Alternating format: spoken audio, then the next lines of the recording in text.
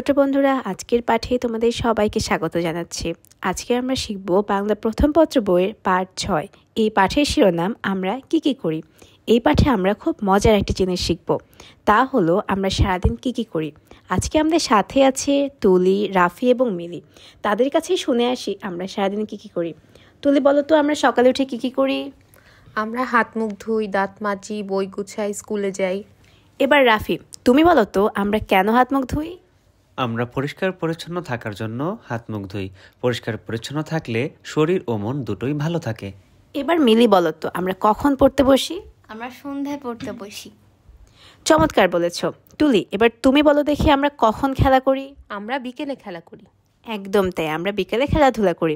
এবার রাফি, তুমি বলো তো আমরা কখন ঘুমাতে যাই? আমরা রাতের বেলা ঘুমাতে যাই।